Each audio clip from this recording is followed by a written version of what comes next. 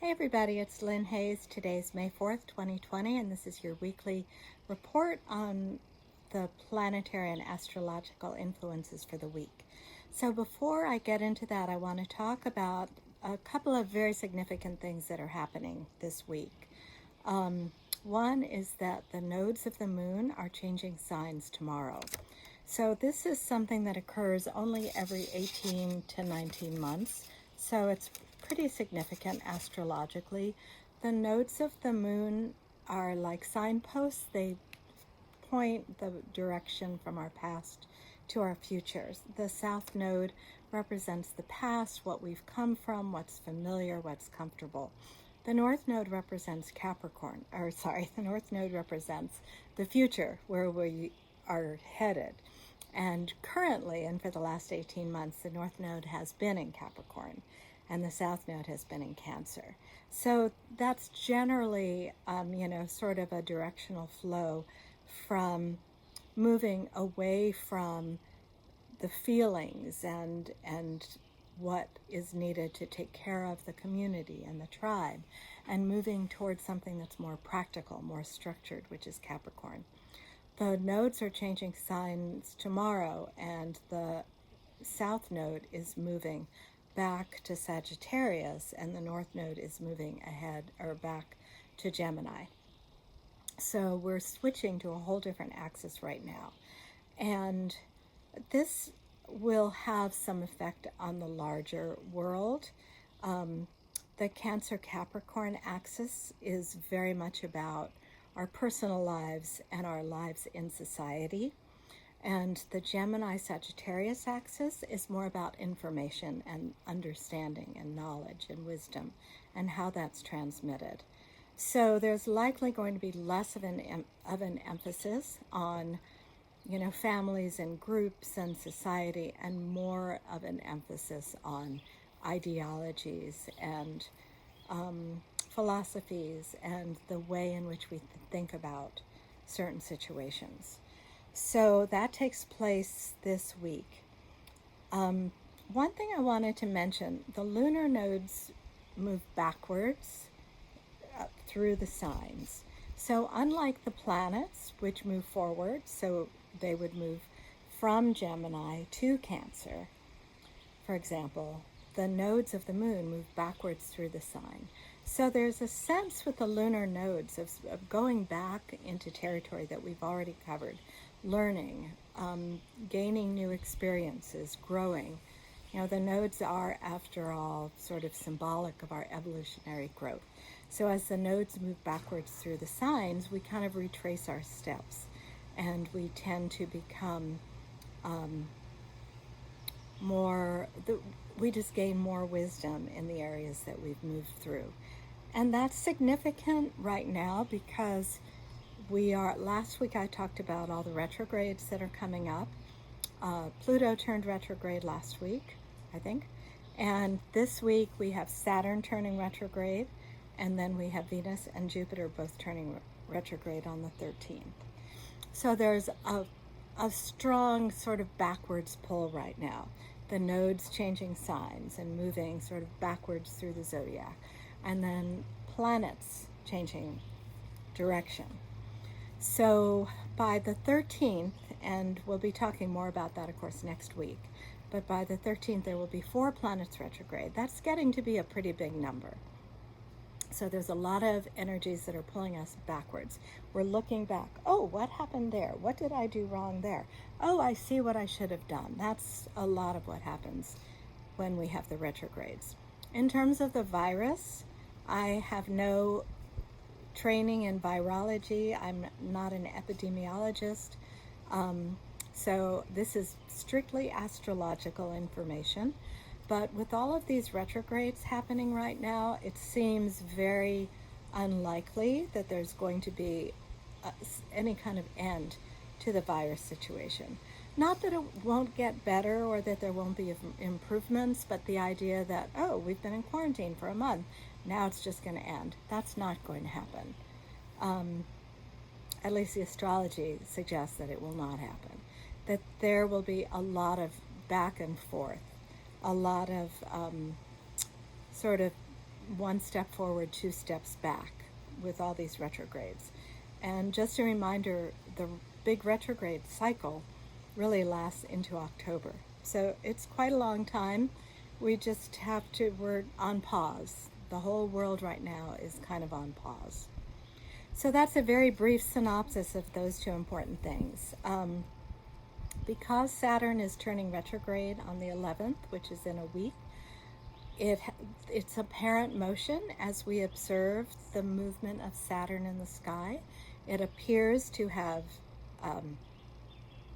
come to a standstill. So normally the planets are, moving ahead through the signs, but when they're preparing to change direction, it's like if a car is doing a U-turn right in front of your house, you'll see it seem to stand still while it's making that change. And that's sort of how it works with the planets. So Saturn is at the same degree that it's at about 1 degree Aquarius, and it has been there for a while, and it will be there for a while. That's particularly important for anybody who is having a Saturn transit right now, which is probably anybody who's either between 28 and 30, or anybody who's between 56 and 59 or so. Those are big, important Saturn times. So when Saturn is at a standstill, when it's stationary in the sky, its influence is potent. And so there is a lot of energy that requires us to face reality. Saturn's the reality check. Jupiter is the planet that says, oh, everything is great. There's lots of opportunity. I'm very optimistic that this will take care of the virus or whatever the situation is. But Saturn is not that way. Saturn is, sorry folks, here's the hard data, the hard facts. It's time to look at that and pay close attention. So whenever we have a Saturn influence that's very strong, it's just a question of endurance. It's not anything that we can really change or sort of alchemize into something different. But when there is Saturn, it is important to sort of face facts. If there's anything in your life that you've been hoping wasn't the case, but you really knew that it was, this is the time to sort of face up to that. So the other retrogrades that were going to happen are next week, and that includes Venus and Jupiter. So Jupiter is also at a standstill, also very important, also strongly desiring expansion and growth and to evolve out of this situation. And Jupiter is conjunct Pluto also. So those two planets are working together, wanting to transform and being in somewhat of a hurry. So that's, of course, working against the Saturn, or Saturn's working against the Jupiter. But we also have pretty much throughout this week, because Venus is moving very slowly right now, it's only going to move 1 degree before it retrogrades on the 13th, and Venus is in a square to Neptune. So Venus right now is in the sign of Gemini, which is very curious, very much wanting to learn and to understand. And the square to Neptune can really enhance our creativity. It can open up the doorways of consciousness, but it can also create some confusion. It's a time when we really want to communicate, but we're not understood. So we'll have to make extra special care with our interpersonal relationships to slow down a little bit, especially today on May 4th. The Sun is conjunct Mercury today, where the mind moves very quickly, and we may find that we're more likely to be misunderstood in the early part of the week. So Monday, Tuesday, Wednesday.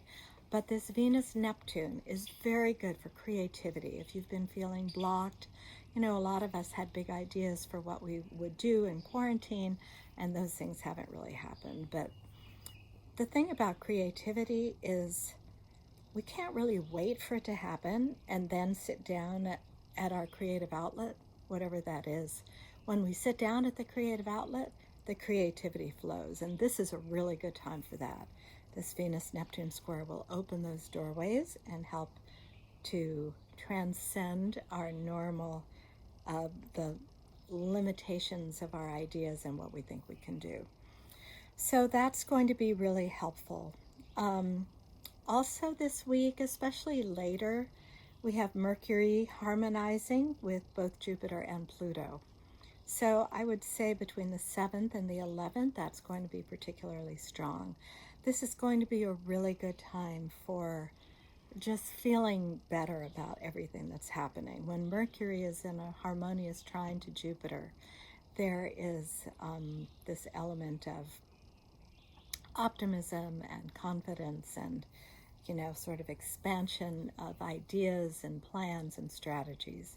And then with Mercury squaring Pluto, there can be an additional focus because Pluto encourages us to go sort of deep into understanding and deep into knowledge and wisdom. And all of that is part of the full moon. The Scorpio full moon happens on May 7th and is the full moon is in a square to Mars. Sorry, I have this new app called Otter that is transcribing these videos. I just wanted to make sure it was still on. Yay, it is. So this full moon in Scorpio, which is very intense anyway. Scorpio is very passionate, intense, very concerned about power, who's winning. There's a deep dive with Scorpio. So this is going to be a time of a lot of emotional intensity that's going to interact with these other things that I was mentioning, the optimism, the confidence, the creativity. But the square from Mars is going to add even more intensity. Scorpio is ruled by Mars. So the full moon in Scorpio squared by Mars, this is a time where there's a lot of strength of opinions, powerful potential for conflict or power debates or arguments. But there can also be a lot of passion of all kinds, physical passion, the passion or the drive to get something done or to accomplish something or to fulfill a goal, or just to feel, just to really experience more deeply. It's very, very strong for that. So I think I've been talking pretty fast. I'm trying to keep these under 15 minutes, but I think that pretty much covers things. I may hop on and do a quick video about the nodes of the moon because I think it would be helpful to expand that a little bit more. So thanks so much for joining me, and if you have any questions, please put them in the comments. Any suggestions, anything you'd like covered, these videos are for you. So thanks again, and I'll look forward to seeing you soon. Take care.